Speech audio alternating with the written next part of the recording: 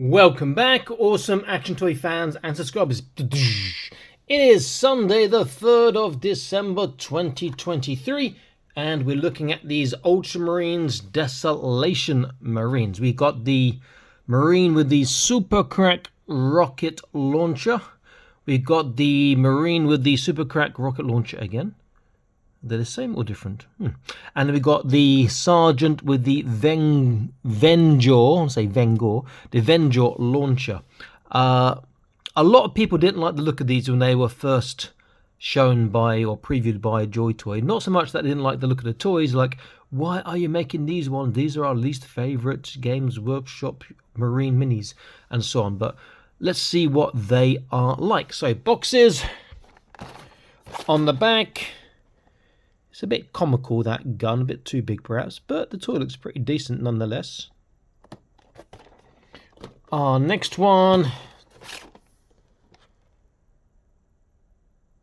pretty cool again. Are they the same weapon or different? Because they say it's exactly the same on the side.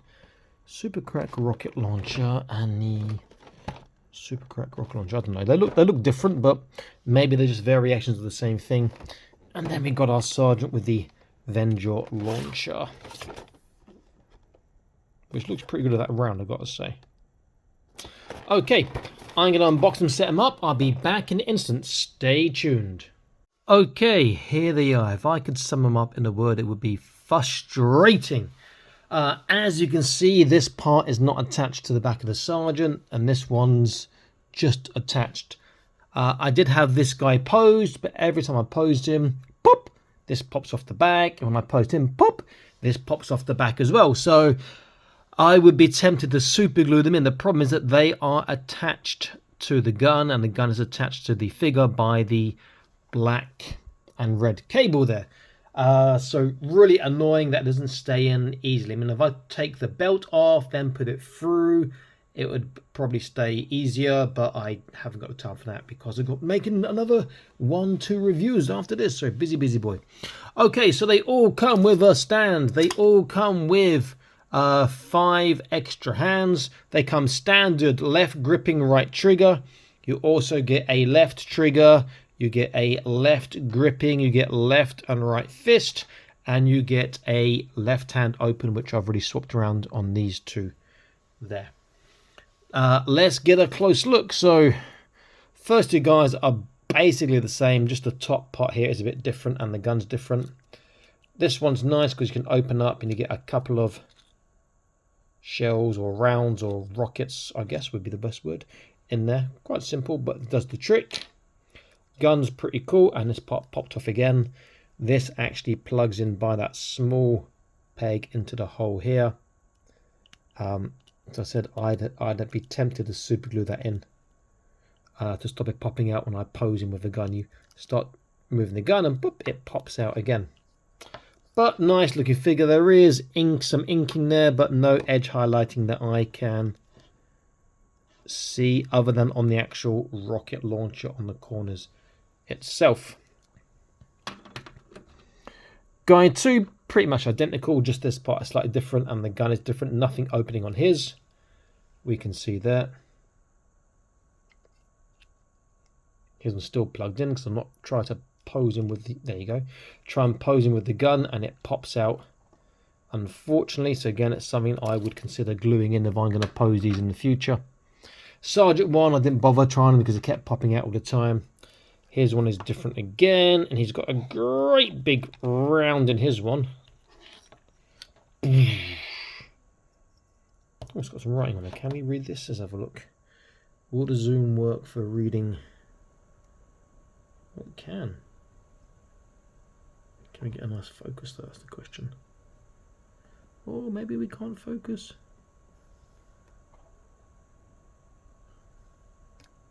Okay, zoom out a little bit then, let's try.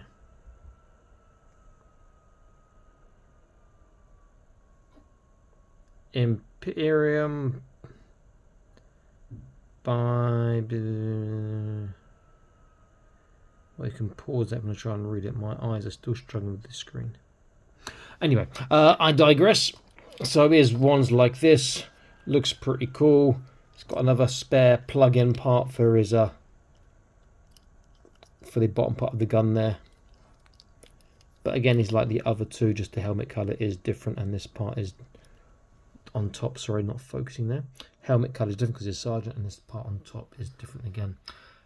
I don't mind the large guns. I think they're a bit too orc looking, like sort of thing you have orcs would be running out of these big guns with multiple attachments and multiple things on, but they can't hold them well with that part that plugs in. Interestingly, the handles are really quite thin on the gun, super thin, and they're still maintaining these nice malleable fingers on the figures themselves, which helps to move the fingers around so they can hold the guns nicely. Now, if I go through articulation, so all of them have a top part that moves. The nozzles, I'm assuming, yeah, do move still. Head is a forwards, backwards, side to side, and a turn, no change there. Shoulders, I'll disarm because that one's got the cables on. Go all the way around. Outwards is nothing special, we know already. There is a nice shoulder roll though. So that nice butterfly joint because the shoulders come in front. There is a bicep swivel. Bicep bend, he's going to get, you can see, 90 degrees. Then the hand is on a barbell, double butterfly joint, so all directions bending and rotating. Trunk is really good forwards and backwards, but there's an ugly gap there if you go backwards. Side to side, waist is a turn, also forwards, backwards, side to side. So together, side to side is really damn good on these. Backwards is fantastic, but that ugly gap there. And forwards is pretty good too. And I just popped it out of joint, trying to get into a sitting position. Let's get that back in again. Was that? Did that click? So legs, outwards not great because of the armor. Forwards is decent considering his bulk. Backwards, about yay far, which is pretty good again for his bulk. There is a thigh twist, double kneecap, a little bit ugly underneath there, but it's very tight. And the feet, we got all directions. So we got the turn, we got the swivel, we got the tippy toe, we got the dorsiflexation, and we got the toe articulation too. These are standard size, so nothing surprising of how big these guys are here. In fact, I will measure the sergeant. I'll just stick his gun in front there. So in terms of height, to the top of his head, he is around about just under 12, maybe 11.6, 11.7, like that. Top of his backpack, as he is around about 15 cm. So they'll fit in with your other size Marines. Only if you've got the body one versions, that they'll look a bit smaller, so especially with the different armor. So again, I use my Victor Warsuit pilot, and you see that he is shorter and not as bulky, but still matches quite well in terms of size, but his edge highlighting just looks almost like a different toy range. Nice looking figures, nice looking guns, but frustrating with these. You really have to make sure they're in properly. Either take the belt off, make sure the little lip goes through properly, or glue them into the belt and then reattach it. Don't glue it in while it's still on, because you might end up gluing the waist joint. You want to take off the legs, take off the belt, insert, and then if you're going to glue there, wait for it to dry, then reassemble, reattach.